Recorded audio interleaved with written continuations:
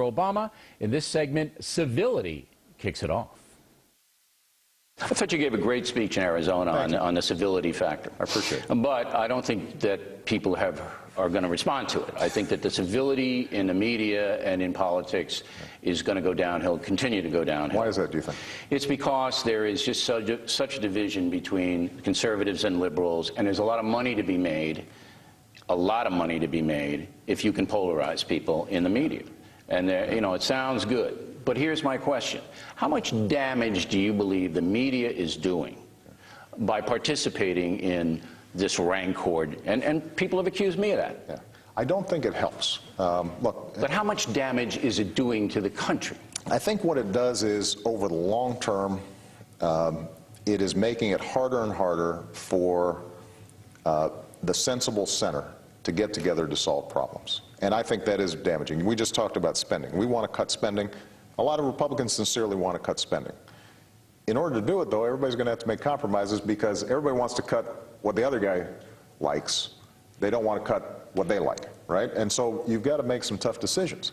The only way you make those tough decisions is if you're willing to cut the other side a little bit of slack. I know. And the media, unfortunately, if I have a nice talk with John McCain and we're agreeing to do something, boring.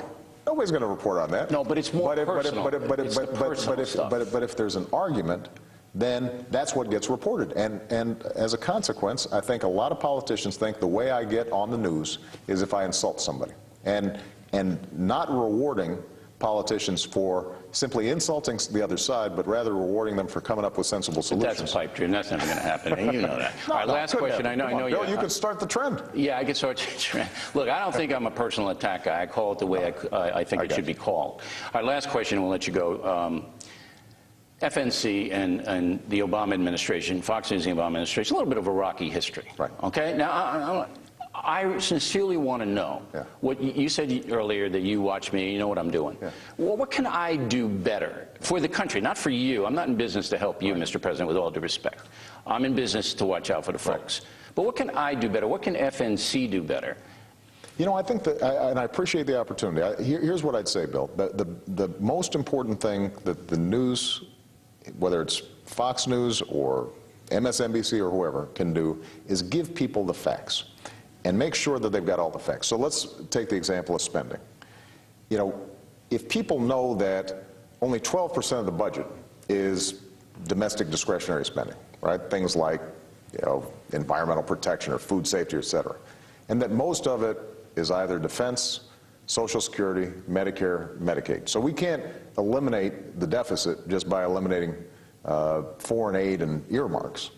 Then people will have to grapple with some of these tougher issues, and that makes it easier for me and Republican leaders to come up with real solutions. But don't you think we've given the facts at Fox News? I think that what is true of the media generally is that they hear one side's argument or the other side's argument, but getting the whole picture so that people can look at a budget, let's say, and say, here's the federal budget, and by the way, a lot of you viewers, you care about Social Security, you want Social Security there, you want Medicare there, but we're going to have to do something on entitlements if we're going to actually fix the problem. Okay, but, you're talking more like a professor. But what I'm saying is that's an example of just the facts without the spin, I think, is something that would be good for everybody. I think our hard news guys do that, but when you get into the primetime opinion makers, that's where you reach me. But the opinion makers is where I think a lot of the viewership gravitates. Absolutely. Yeah. Absolutely. Do you think you're being treated fairly by Fox News now?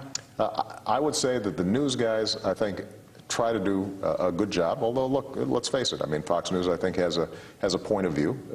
There's nothing wrong with it. There's a strong history in America of all news having some sort of point of view, and Fox News has a point of view, and I think that's part of our democracy. Do you respect it? Absolutely. Mr. President, thanks very much. It's always good to see you. Right. Thank you so much. Enjoyed it. Now, for those of you who did not see the live interview before the Super Bowl, we will have the highlights from it a bit later on in this broadcast. But coming next, Juan and Mary Catherine will analyze the entire chat.